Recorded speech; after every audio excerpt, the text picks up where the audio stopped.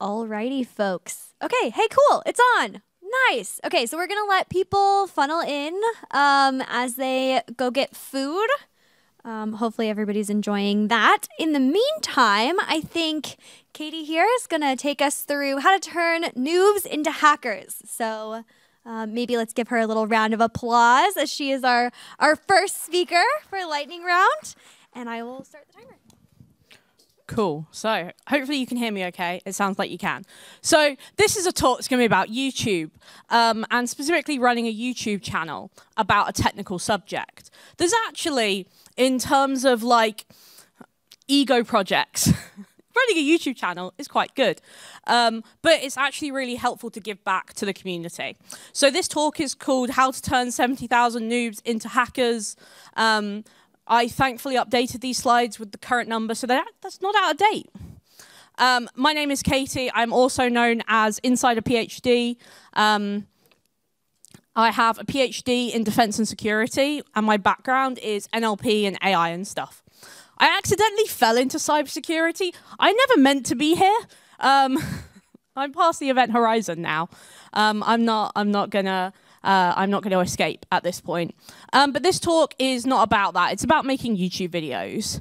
So the first thing that anyone has to present when they come to a conference is, of course, the slide that proves you know what you're talking about. So this is my YouTube channel. As you can see, if you're making money for it, you're a professional. My YouTube channel makes about $50 a month in YouTube ad revenue.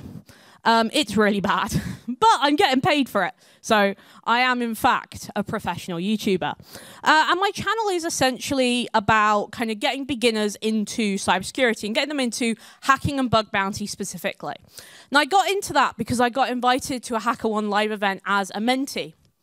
And if you're not sure what they are, it's where HackerOne gets all of their best hackers from all over the world into one building and hacking on one target. And they have like 24-ish hours to actually hack that target and find as many bugs as you can. And millions of dollars goes to this. And it's where they bring some of the best hackers in the world to come and talk, like come and actually go there and hack. And also me, apparently. So I was invited as a mentee, so I didn't really know what I was doing. I got lucky. I found my first bug. I then got lucky again and again and again. And I realized that it's probably not luck at this point. It might actually be that I'm kind of good at this and I know what I'm talking about. And I know how to hack.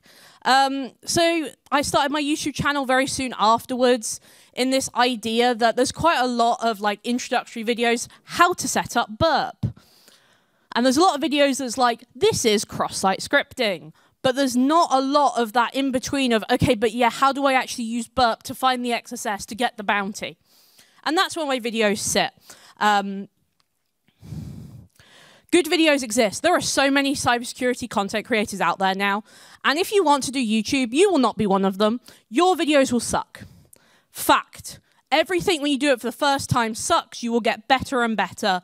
You make them anyway. My first video, I didn't know how to use OBS, which is the recording software I use. I recorded the video in 180p. It's very blurry. It looks terrible. Nobody should watch it. I'm going, I didn't know how to edit videos either. People still watched it. Lord knows what's wrong with them. But good videos exist. When you first start out, you're not going to be good. So why YouTube? I come from the generation of like the very first, like when kids wanted to be YouTubers. These are some of my friends who did YouTube before me. So I ended up making videos when I got back. I've always been active in online communities, and making videos has always been something that's been around me, which is why I ended up kind of going to YouTube and thinking, well, I'm going to make videos to help. Because I could have written a blog. There's lots of blogs. Couldn't make videos. There's lots of YouTube channels. Could have done training events. I wasn't famous enough to actually get invited to do that. So YouTube it is. Now, the first thing you get told if you want to be a YouTuber is to find your niche. I was never really looking for a niche. And if you go, this is the YouTubers subreddit. I recommend never going there. It is not a good community. And it is full of like literally like 15-year-olds who want to be Minecraft YouTubers and are wondering why their videos have no views. So I never really looked for a niche. I never decided bug bounty hunting is going to be what I stake my flag into. I was really trying to solve a problem for my audience, which was how do you actually go from installing Burp to finding a bug? And every video I made was like this problem addressed in lots of different ways. And over time, my like actual niche expanded, but I had this really clear idea of, for my audience, I want them to be able to actually find a bug. I don't want them to be able to do a CTF. I don't want them to be able to, I don't know, like, understand a 0 day. I wanted them to be able to find their very first bug. Hence my first series, Finding Your First Bug. These are some of my most popular videos. Honestly, having ideas for videos is one of the hardest parts for me. You know, it's all about what videos I actually want to make combined with what information is missing, what people want to learn, what can't they find anywhere else. I don't want to remake somebody else's video. It's not worth doing. You will make beginner videos where you'll just repeat something that someone said 1,000 times, but you've got a different accent, so it's different content. And when I look at some of my first bugs, they're not some of my most like videos I worked the hardest on or did the most research on or really focused on. They're videos that are beginner friendly. And so when I actually make a video, this is what my planning stage looks like. So I make a big mind map. I put the video title in the middle, and then I brainstorm what the problem I want to solve for that video is. So I don't have a script. Okay, I use Microsoft PowerPoint. Very good at using Microsoft PowerPoint at this point. Thank you if you made PowerPoint. I use you every day. So I ended up kind of turning it into what the academic and pedagogical term is, learning objectives. And what I wanted people to get out of a video. I was always thinking, what should someone get out of this? What should they try and understand? And I ended up having my one clear statement for every single video. And the videos I've always done the best with have been having a clear statement of what should people get out of this? Because that is why they're watching your videos. They don't want to hear about your amazing hacking. They don't really want to hear about a neat story. They want to get something out of it. They want to feel like they've connected with you. They want to feel like you're a friend. They want to feel like they've learned something. They want to be able to find their very first bug. I then limit my actual topics to 4 main ideas to stop myself from making hour-long YouTube videos. It sometimes works. I made a lot of hour-long YouTube videos, though. And I just brain dump every single idea. So quite a lot of my YouTube is literally just throwing stuff at the wall and seeing what sticks. And I think that's really important to turn that into like an actual, here's a video. So brain dump, limit the topics, what do they get out of the video? We take the plan, we turn it into slides. And this is why I chose to make slides. I don't have like the most amazing face. Some people like find it really easy to sit in front of a camera and talk to it. I don't. So I ended up using slides because I'm an academic. And let's be fair here, if academics know anything, it's a slideshow. But it actually worked out quite well because everyone would ask me for the slides and I would say no, because obviously if they get the slides off of you, it's really easy just to copy the entire video. But then it gave me something to sell. So I could also sell the slides. And as you can see here, that when I turn it into like this plan, the slides end up being like literally the thing on my notes becomes the actual slides. So it starts out by being literally like a sentence and then becomes an actual slides. So why slides? Well, I'm an academic is what I'm used to. I'm terrible at video editing. I have no idea how to edit a video. I actually have friends who edit videos for like TV and film, and you think, oh, why don't we just ask them? I'm not asking people for help. I'm going to suffer, and I'm going to make slides. But it's really easy to do animations and actually really accessible if you look at the people who can use like, I don't know, Final Cut Pro or Adobe Premiere and Adobe After Effects. They are people who are extremely talented in really understanding how animations work. That's not me. And you can really easily combine things to make new content. The hardest thing about YouTube is consistency. So if you want to make a YouTube channel and you want it to grow, you need to post regularly. As in, you need to pick daily, weekly, if you pick consistently, the YouTube algorithm will recommend things. You need an easy-to-use pipeline. You need to have like constant ideas, create, record, edit, and take shortcuts where you can, because you're a cybersecurity professional. You don't actually have time to do that. All my slide designs are in templates. All my editing is done with a really easy tool, and all my thumbnails I make in Photoshop and then just change the title of. A good microphone is the first thing you need to invest in if you want to do YouTube. I've got a friend, we used to do like a charity live stream, and he got nicknamed Mr. Mic Discipline because every single time that we'd have the microphone on us, we would just start chatting and it would sound horrible. It used to be like, Mic Discipline. So I asked Mr. Mic Discipline, and he told me to buy this. So I'm telling you, buy this. This is a good microphone, and it's easy to use. To do my video editing, because I'm bad at it, I use something called Descript. So you'll see my obvious love of Microsoft products here. It turns the video into a document. So instead of editing the traditional way where you would like scrub through the timeline, cut it, scrub through the timeline, cut it again, delete that, it turns it into essentially a Word document.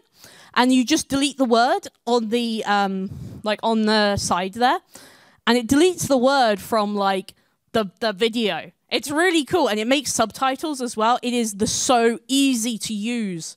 And here's an example here. So I can go over here. It will then connect it to the like me saying it, the waveforms, and then you can just cut it out. And you also automatically cut out ums, ahs, likes, kinda, every single word that's like you want to edit out because you are terrible at speaking. It does it really easily. Really recommend it, especially if you're a technical person and you don't care about making videos, but you want to. So what makes a good YouTube video? It's a good question. I don't think anyone knows.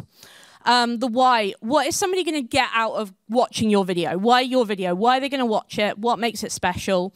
Why are they going to spend the time to watch the video? Because you're asking them for quite a big investment on their free time. The traditional audio, good or passable audio, is the most important part of YouTube videos, even more than the video itself. If it sounds terrible, people won't watch it. Thumbnail is also important because it's the first thing you make a decision on. I'm sure you've all seen YouTube videos and you've all seen the classic thumbnail of, right? That's because it works. That's because that has like a 20% click-through rate. It's the main thing someone makes a decision on. So the thumbnail is like the advertisement for the video. And I think in our kind of niche, inspiring is really important. A lot of people think hacking is cool, but they don't think they can do it. So a lot of the aims of my video is to inspire them to actually have a go themselves. And you can see here, you can see the traditional YouTube thumbnail of, right? Mine is on Photoshop because I can just change the graphics really easily and I don't have to do anything. And I really like this quote from Twitter, which is like, if your child ever asks you for a piece of professional software, I highly suggest you get it for them. I got rid of my PowerPoint animations. So graphics, I use like a little cartoon avatar. I think it's really important to like think about your personal brand. And I actually just recently invested in this. I actually don't know if it will play. So this is a VTuber. This is connected to face tracking software on your phone, and it allows you to move with the avatar. So this is a great way for me to use kind of like have some kind of face cam, but not actually record myself. Because I'm probably in my pajamas, literally like just sitting at home, right? No one wants to see that. So who's actually watching me? And I think this is really important. So these are the statistics that YouTube gives you. Most of my followers are in India. And I think that's really important because this is about accessibility. A lot of folks in India see bug bounty hunting, see technology, see like cybersecurity as a way out of poverty. I speak to a lot of people who watch my videos because they are literally supporting their parents. Because if you work in any of the Microsoft bug bounty stuff, I'm sure you probably remember the $10,000 bounties, the $100,000 bounties. $100 is an entire wage in India. That allows a student to pay their school fees. That allows them to not have their parents, if they're sick, actually have to work. And so when I think about who watches me, I can go into the statistics. I can go and have a look and work out their time zones and blah, blah, blah. I read the comments. These are genuine people. It's really hard to remember that, actually. And this is why I do YouTube, because of these comments. These are people who watch my videos, who are trying to change their lives, and who are using it to get out of poverty. I got a lot of benefits from the pandemic. Turns out it's expensive to fly to Seattle from the UK. So during the pandemic, I grew very quickly because I didn't have to fly anywhere. I could just wake up in the middle of the night. I'm not going to go too much into growth because it's not that interesting. But here are some of the comments. So I'm not interested in going viral, but the steady growth I have seen. People in here will tell me, I found my first bug. It's so helpful. I have a question that's close to my heart. I have a disability. Is hacking a way for me to make money without having to work a traditional job? I passed my OSCP thanks to you. I got my first bounty thanks to you. I have been able to get on a recognition because of you. I'm really humbled by these messages. I don't really realize the impact that my videos make until I actually look at some of these messages and I realize that these people have genuinely have their life changed. That's not me being egotistical. They're telling me that. They've got their first bug. They've got their first bounties. They're making a difference. And seriously, it goes on and on and on. And it's something really special. And I'm really glad that I get to give back to this community that has given me so much. So that's my contact information. If you'd like to come say hi, email, Twitter, LinkedIn, YouTube, like and subscribe. Thank you very much. Awesome stuff. Thank you, Katie. All right, up next, we have Xavier teaching us about eating our vegetables to somebody named Kevin. So I don't know who Kevin is, but I'm really interested in learning more. So maybe we can get him mic'd up. Hello, BlueHat. Welcome to Eat Your Vegetables, Kevin. I hope that at the end of this lightning talk, you will get some strategies to encourage your kids to eat vegetables or your developers to write secure code. Spoiler alert, though, the strategy doesn't consist in treating your developers as if they were children. No. My name is Xavier Rene-Corail, and I'm the Senior Director of Security Research at GitHub, and this is the coolest job in the company.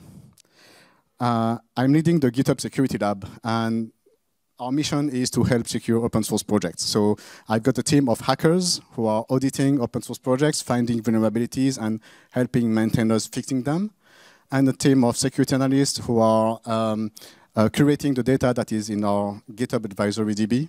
And we do all of this for free for open source, so this is very, very cool. This is my dream job.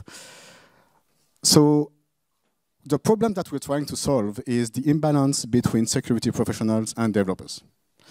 Some studies say that there is only one security professional per 100 developers.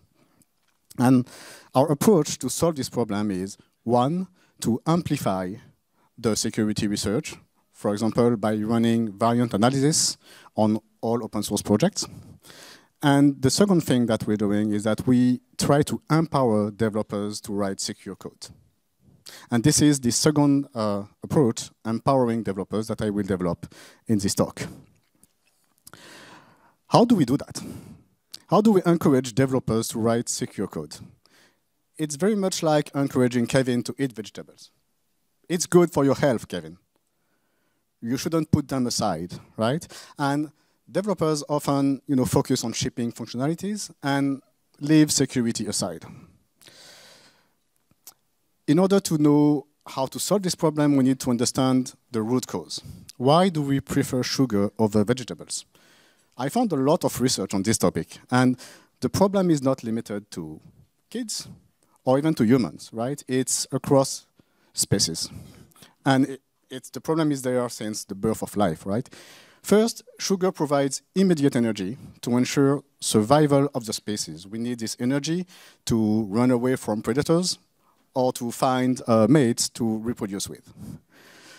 Our human brain, it counts for 20% of the body's total energy expenditure, and it relies primarily on glucose as its energy source.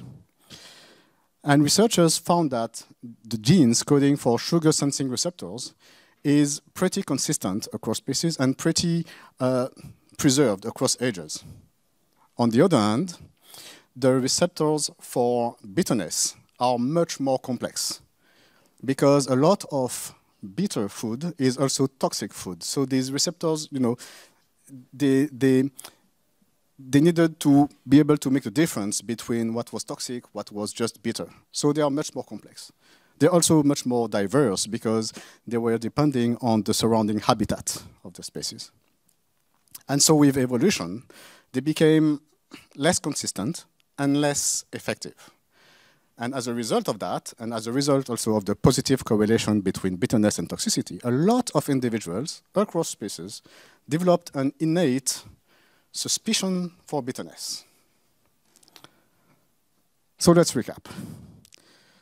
Shipping a feature brings you immediate benefits, and it's easy to do for a skilled developer. While security, it's about ensuring the long-term health of your software. And because of the imbalance between security professionals and developers that we saw before, it's complex for most developers. So, what's the solution for that? Well, 3 things that you should do. First, explain the value.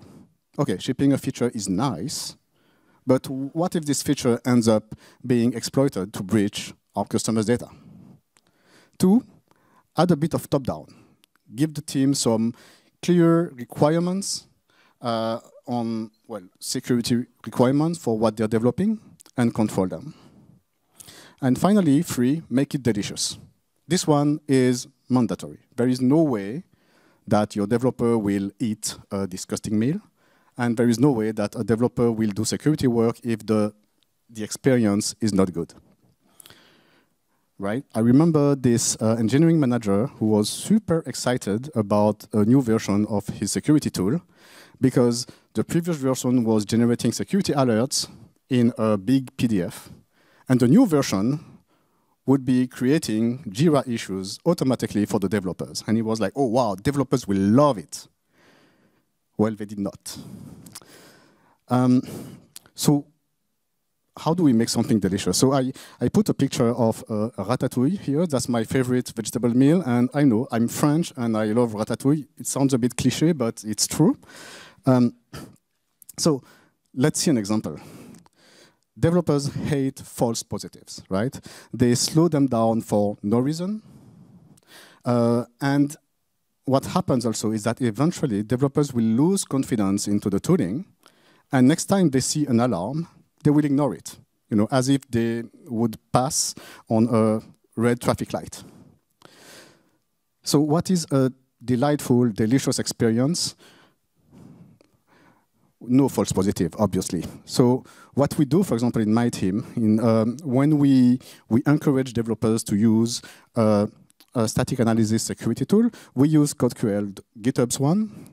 But what we did is that we separate the checks in 2 different sets. One for developers with very high precision, very low false positive rates that they can confidently put into their CI/CD.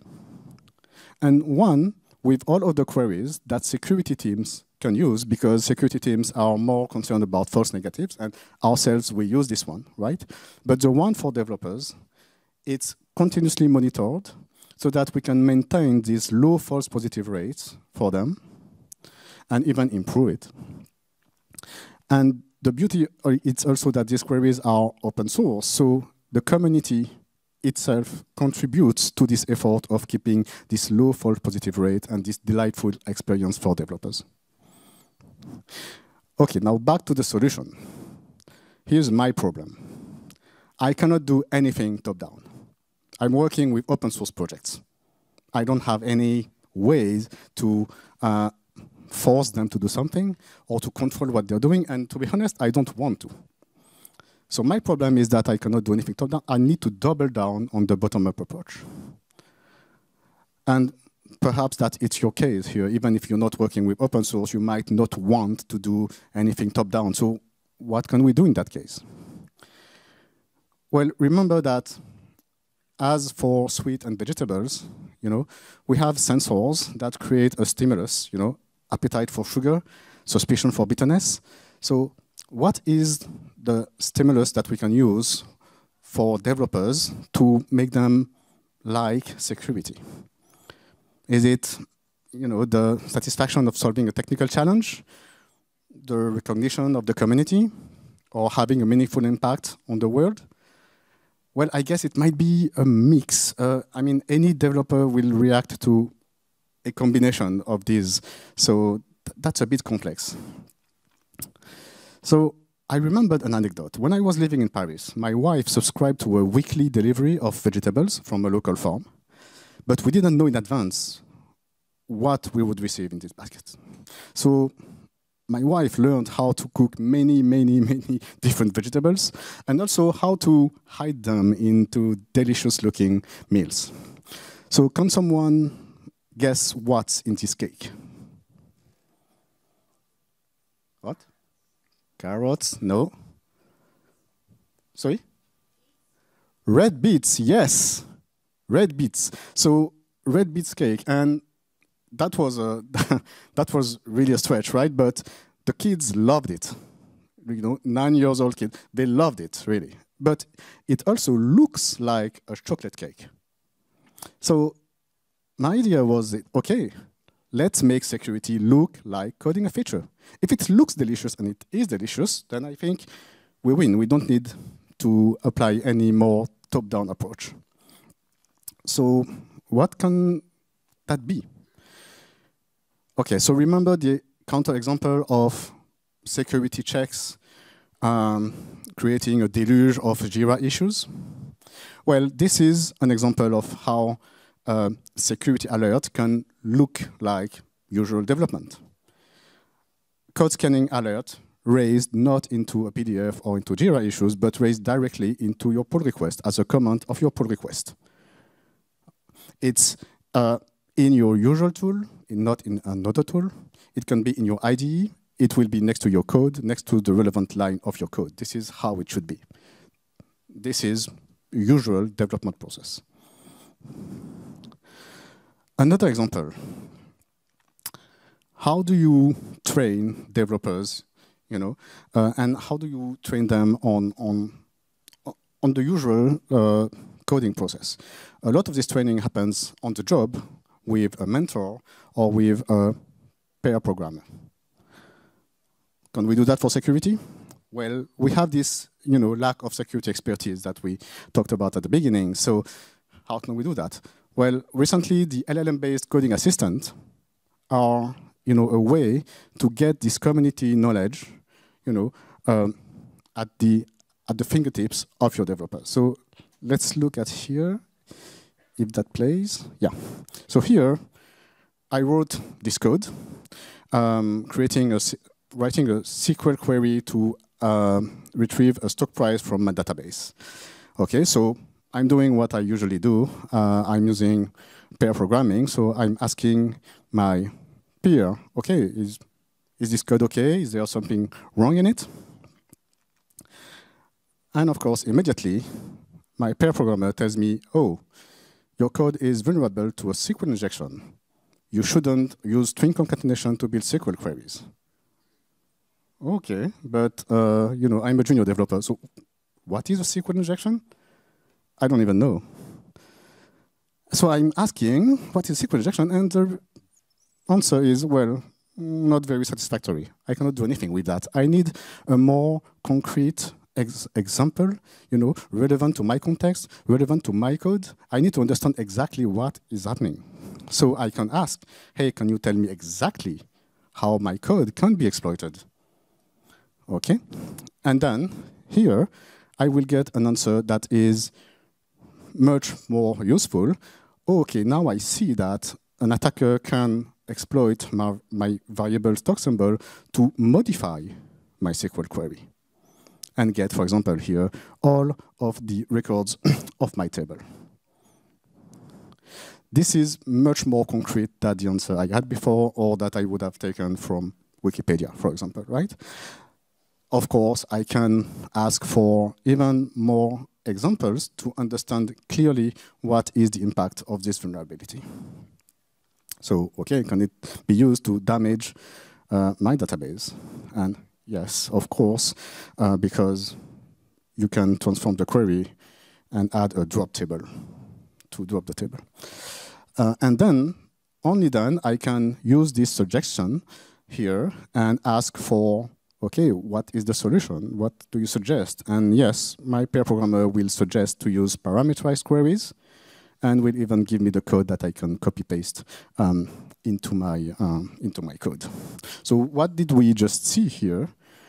We saw knowledge security training, but included into my usual development process and tools, not anywhere else. So my takeaways for you today is, if you want to nudge, to encourage your kids to eat vegetables or your developers to write secure code, two things. First, make it delicious. Developer experience of your security tooling must be top of mind for you. And two, make it look delicious. So bake security into your usual development tooling and processes. Thank you. I'm happy to meet you after this talk and discuss with you. Thanks. Awesome. Thank you so much. Now we know who Kevin is, so asked and answered. All right, up next we have Waymon teaching us about KC7. Quick show of hands, how many of you have heard of this previously? All right, I only see a couple. It's kind of bright, so nice. You've got it. Cool, so I'll try to be very brief. I think I want to capture two things here today, and you guys have probably seen me for the third time now, so I'm not going to go into who I am, but two things I wanted to cover today. Like, one is, how do we track threat actors accurately, and how do we learn how to track them across the multitude of ecosystems, and naming conventions, etc. But two, and more importantly, how do we teach that to new people coming into cyber, people who are already in cyber, aspiring professionals? So, you've heard a lot about me before already on Microsoft. I work on the Mystic team. One thing that I want to talk about is the KC7 Foundation. For those of you who have not heard about KC7, we're a 501c3 nonprofit, and for you Microsoft employees, we're on the giving portal, then Microsoft will match that. I'm the director of content development there at KC7, and what I primarily do is I will look at the threat actor landscape. I'll look at threat actors that are hitting multiple sectors, targets, different industries, and I will build these profiles on them, not like reports, but I will actually build them and integrate them into our engine, which will create realistic or simulated data that allows us to learn how a threat actor may move in an environment. We're built up with 12 plus expert security analysts, educators, lawyers, people who are passionate about cybersecurity. And this is stuff that I do on my off time. I don't get paid for it. I do it all for free because I love it. So, talked a little bit about KC7 already. I talked a little bit about myself at Mystic. But one thing, is why do people need to learn cyber? Cyber is a very big topic. That's why you guys are all here today. It's only going to get more and more costly for organizations to combat cybercrime. If you look at the demand, everyone always talks about, oh, there's like a 3.5 million job deficit, and we don't have enough talent to hire. Well, why is that? Why do we have pipelines? We have cybersecurity degrees. We have all of these things, but still not enough people. And one thing I'm saying here is that today's college graduates and aspiring cybersecurity professionals are not prepared to enter this cybersecurity workforce. I'm not saying that to be mean. I'm not saying that because like whatever they're doing, they themselves are not qualified. I'm saying that as we in the cybersecurity industry are not preparing them for that role. And the reason why I say that is that when you look at some of the degree programs, if you look at some of the camps, you have these courses that are designed about learning the history of the internet, or like things that are foundational knowledge, which is great, but they're not giving you the jobs that you need to do to succeed in cybersecurity roles, for example, right? If you're looking at a SOC role, you're looking at a threat intel role, you really need to look at real data to figure out how a threat actor operates or moves. You need to look at actionable data that you can pivot off of and learn. Well, how do you do that? You have to already have a job in cybersecurity. So that isn't, I don't think that's a fair thing for us to have. Otherwise, right, you're paying tens of thousands of dollars in training to get that experience. Well, how about the people who don't have the means or the funds to get to that point? So that's where we're at here. One thing we're trying to redefine and look at, right, is if you look here from Mandiant, there's a CTI core competencies framework. If you look at this, there isn't very specific, quote unquote, foundational knowledge. There's a technical literacy part, but half of it is soft skills. Half of it is skills that people need experience to grow in this field, right? You can't really teach critical thinking. You really can't teach an investigative mindset. There's ways to push people to there, but you really need to give them the experience to grow that on their own and to foster that knowledge in this field. And again, right, cyber is not just a tech problem. Cyber is now part of in our everyday worlds. It's hit everywhere. I don't need to show you all these headlines, right? You guys are used to seeing all of these as security professionals. So again, right, what we're looking to do is to empower everyone to succeed in tomorrow's diverse cybersecurity workforce. We believe by empowering and starting with students, especially in underserved communities, we can continue to grow this field, because I think this field is super fun, it's super cool, it's super meaningful and impactful. And the more we can do it for free, the more that we can encourage people to get started, the better. And what better way to do that than to actually immerse them in, right? If you think about the threat intel production cycle, you see like threat actor data in, for example, your SIM, and you see it in your logs. You identify these CTPs, you analyze them, and you create a report. That's the traditional cycle. We've adopted that from a wide variety of different industries, just traditional intel industries. But what we're trying to aspire now to do is, right, you take these actors, you bring them back to life, because you may see some observation in one scenario, but how can you spot it in your own scenario? How can you spot it in a different industry? How can you spot it, looking at a different platform, whether you want to look at it at Splunk or Azure Data Explorer, et cetera. You need repetition. You need to get that experience in. So the reason why this is important too, right, outside of just bringing it for new and aspiring professionals, is when you think about I did a talk today on Octotempest, your scattered spider, your octopus, how can you make sense of why these are named, these threat actors by different companies? I don't think the industry is ever going to agree on one naming convention for all the threat actors, because I believe we have different visibility, different telemetry. However, understanding, for example, what report that CrowdStrike puts out, one that Microsoft or whoever pushes out, looking at their TTPs and understanding them, putting them into simulated scenarios, whether you use KC7 or another adversary emulation platform, right? You look at that and learn how to hunt for them. That's the only way. When you start seeing the patterns across these threat actors, mapping them out to the MITRE attack framework, to the attack kill chain, whatever, understanding that is the key to being on the same page with your peers and talking about that threat actor. So what I'm doing here is I'm taking a lot of these threat actors, right? We're looking at the MITRE attack framework, but we write things that we observe through multiple reports, multiple intrusions, things that we see on the day-to-day that gets reported by the public.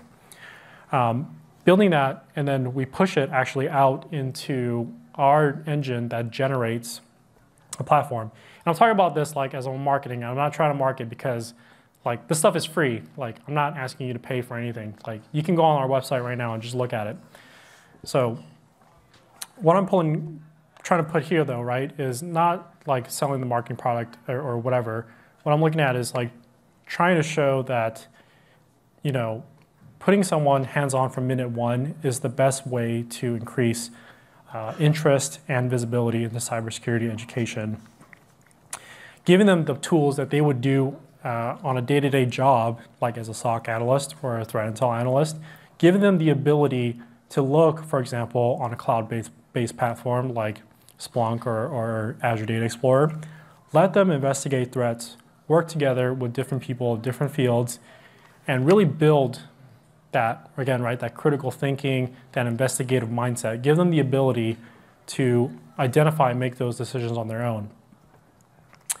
You know, when we tried doing that with a wide group of students, we surveyed a lot of them. This is just a very small subset of it, but it increased cybersecurity interest. It increased people who were interested in cybersecurity as a whole, because if they're not having to learn about like the different structure of a network packet, which admittedly I find that fun, but not a lot of people do, right? Learning how to hunt, I think, is honestly one of the best things that you can do and give to someone who's looking to get into cybersecurity. So what does that mean, though? What I'm saying is that we should redefine the fundamentals of what is needed to have a CTI analyst. At the core, you want to give them the skills like the critical thinking, analytical reasoning, and communication skills they need to succeed. Have them learn about the different threats, have them learn about the geopolitical context of these threat actors, and have them learn about the knowledge and awareness that, what is actually important to look at. What are the threat actors to really pay attention to, whether it's for a company in a specific industry, overall, your country, etc. And then, of course, there's still an important emphasis on IT and computer science concepts. That's never going to go away. But you don't need a lot of that to start hunting right away. So one of the things that we want to pull, right, is immersion.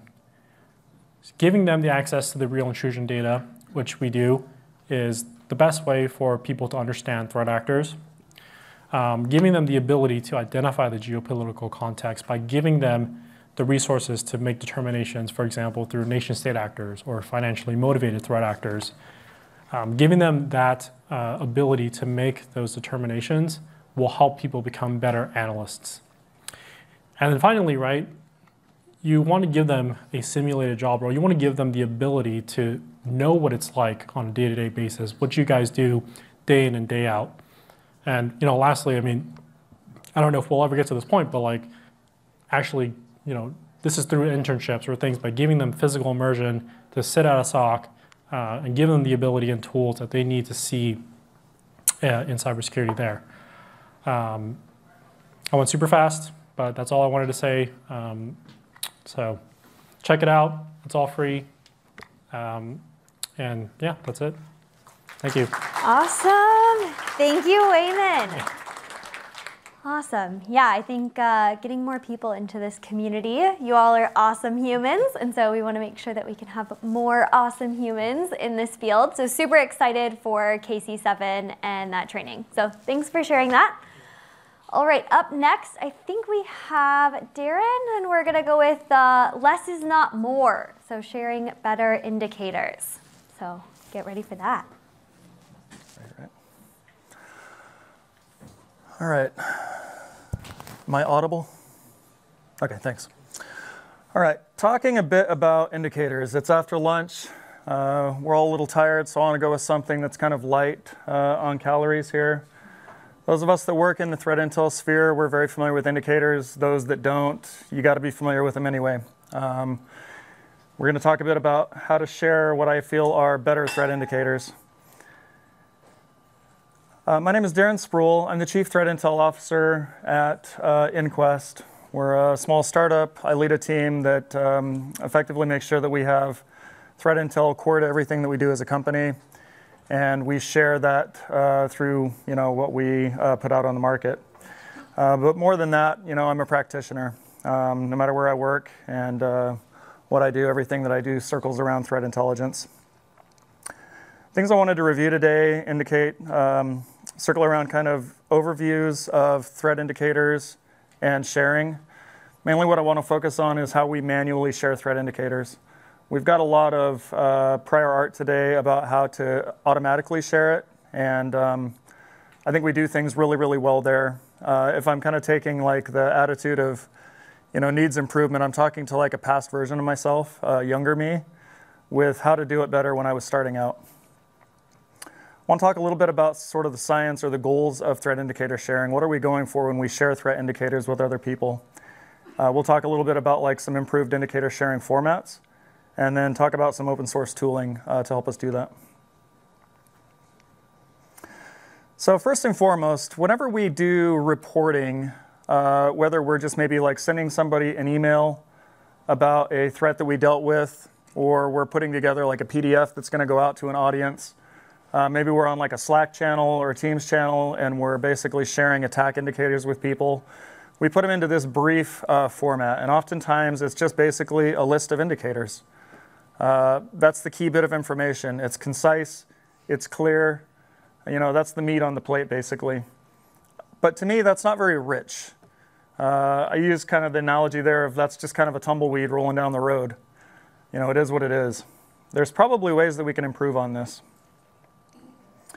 I kind of think of an indicator by itself as like, the Winco steak knife, when really maybe there's potential for us to have something that's a lot more sophisticated when we get it in front of other people. So talking about the goals of sharing indicators, why do we share them? I think we can break this into probably 3 parts.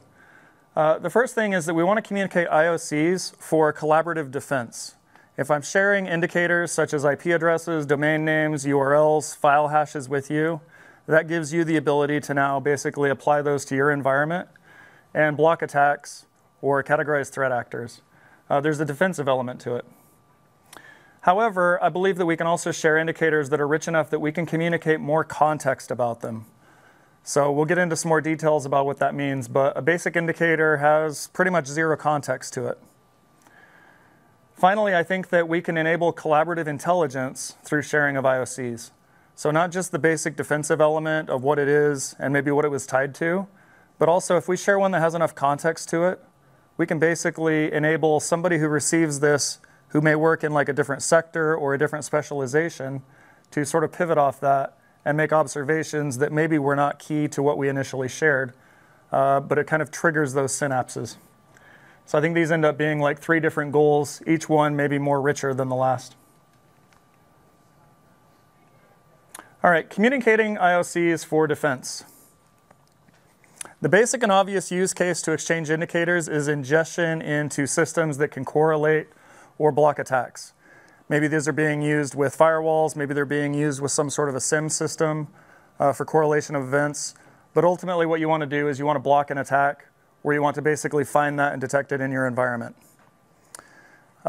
Typically we're talking about protecting our assets from attacker tooling and infrastructure. If we categorize this, to me that's sort of like the level 1. That's maybe like the crawl, in crawl, walk, run. Moving on to context, I think we're dealing with a more nuanced use case. So exchanging indicators that tell us more contextual information can help enable better decision making. So if we're talking about like an infrastructure element like an IP address or a domain name, the origin context can be useful. Imagine an IP address, it doesn't just live on its own, it's part of a network. If it's a globally routed address, it's going to be registered within a certain region of the world.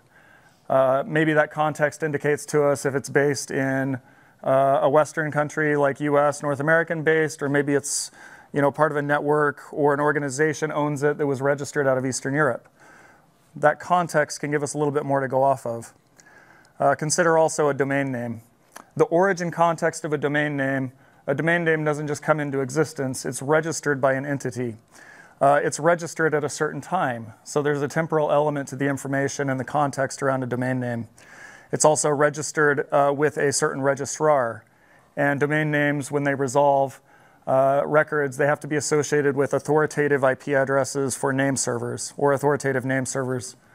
All of these are like contextual information that sort of like feeds in maybe like the meat that goes on the skeleton for these. So that context, I think, is really where we start talking about the value of enrichment. Thirdly, enabling collaborative intelligence. So a very developed indicator exchange packs in the contextual information that's rich enough for threat intelligence professionals to start making assessments based off of it. And this could be as simple as giving us the ability to start clustering these. I shared an IP address with somebody, the next day somebody else shares another IP address. With enough context about those, we really enable this sort of like intelligence process to take place. Indicators that are enriched with key context about the operational setting of an indicator triggers us, right? We pick up this sort of like recognition aspect of I've seen that before, or maybe something about that looks very suspicious to me even though I can't put my finger on it. And these are often the things that kind of start us tumbling down that rabbit hole of building up intelligence profiles around attackers, tying infrastructure that we're seeing onto like past attacks, and enabling even like quicker future recognition of things. I'm showing here the diamond model of intrusion analysis. Everything that I said up until now should have sort of supported this thing. When we talk about clustering intrusions and incidents and trying to build those into like profiles of intrusion clusters and incident clusters, we noticed there that a couple of things that we're looking at are the infrastructure and the capabilities, typically run by an adversary, right? These are all part of the ecosystem of what an adversary uses to attack their targets. The threat indicators that we share, like IP addresses, domain names, other related infrastructure information, they fit into one of these vertices of the diamond model. Let's talk a little bit about what I envision as sort of like an improved indicator sharing format. And again, what I'm not going for here is like in the automated sense. When we have threat intel that we're sharing cross-organization, cross-sector, inter-sector, so on and so forth, we use automated sharing platforms for that. A lot of what goes into those is already doing a basically high level of enrichment. We can bring automation to bear, we can tie into other data sets, and I think that to a certain degree is like a solved problem. So again, what I'm kind of focusing on is when we're doing what's called manual sharing, and we're just putting out indicators into different forums to exchange them, maybe peer-to-peer, organization to organization, within trust groups, things like that. So a few indicator types that we're looking at. On the left here, domains or host names. We're talking about, in this case, a second level domain name and a third level domain name, a fully qualified domain name. So the information that we see presented there, again, not much to it. amosmalware.ru, we can draw from that that it has a top-level domain, a TLD of RU. That may indicate some sort of like origin aspect to it. The second one there, which is nanoorec.dns4.me, we may not be able to derive much from that. Looking at it, I do see DNS in there, so it doesn't reveal much. IP addresses, I'm focusing on the standard dotted quad IPv4 address thing there.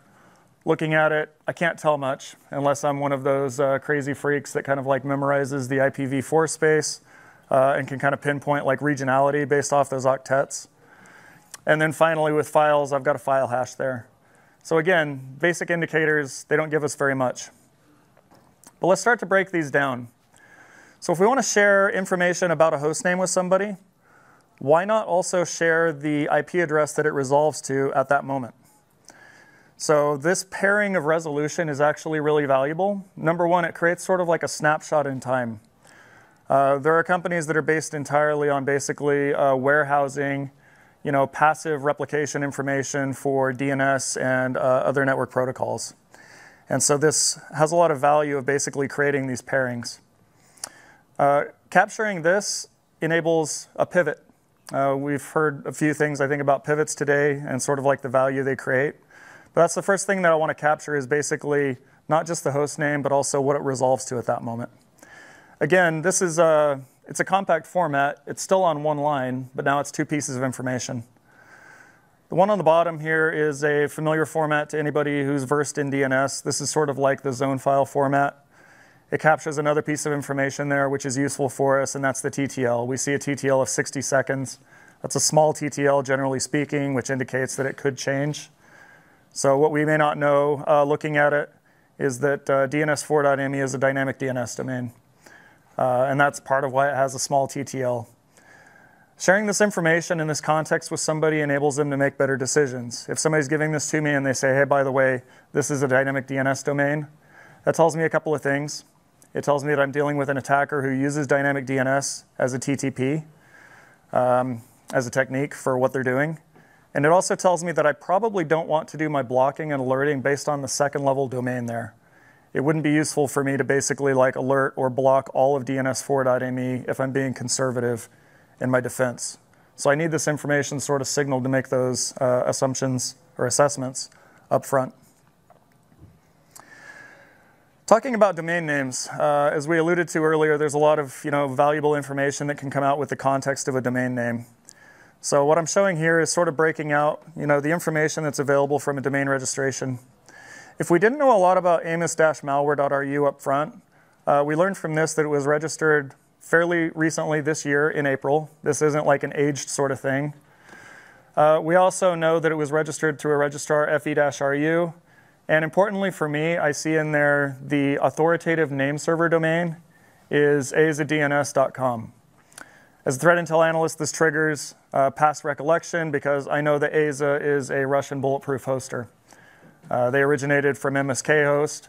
And that inclusion of that particular metadata in relation to the domain that was shared to me is enough to enable me to tie that back to some more intelligence that I have and sort of build out more collective intel on the Russian bulletproof hosting space.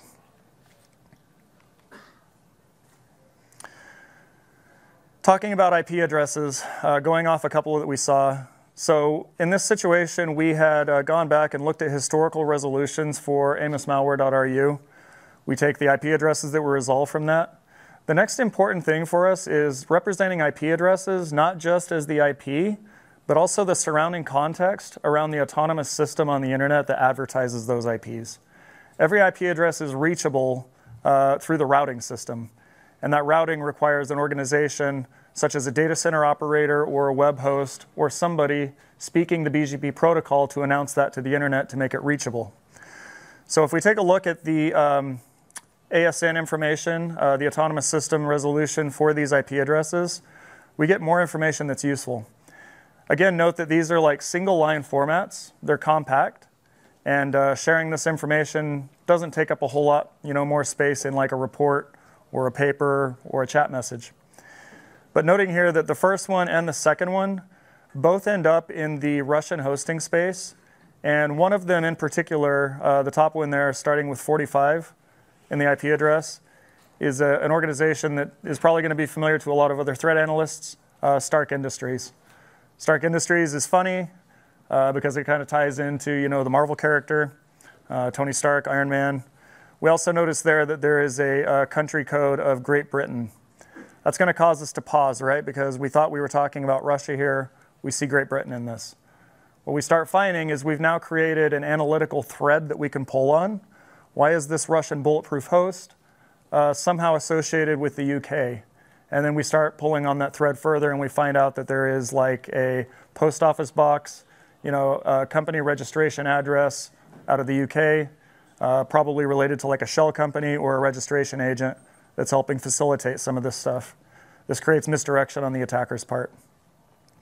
This information is really valuable. My advice, and I guess recommendation, is anytime you're representing an IP address in a report, go so far as to include the ASN information. Provide this additional context because this is going to be key to not dealing with onesie-twosie IP addresses, but dealing with like larger swaths of internet abuse and things that can really help sort of like draw more and more of these analytical conclusions. For reference here, we've got public IP BGP providers, Team Cumry and Shadow Server that provide data for those for free. Files, another sort of thing, quickly breezing through this one. It's informational to have a file hash. It's a lot more informational to have sort of a compact bit of information that's useful for a lot of different people. Running long on time here, I just want to jump ahead quickly to mention a few open source tools that can help provide this information. Anytime you're going to deal with an IP address, domain name, file, run it through utilities like these. Hopefully these slides get distributed. after the conference for links, but these are hosted on GitHub. Each of these are basically utilities that can take in bulk information and output this sort of enriched format that we're talking about, and has a lot of other nice features to it.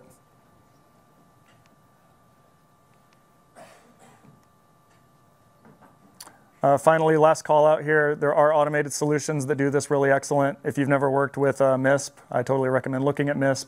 MISP objects encapsulate exactly what we talked about today.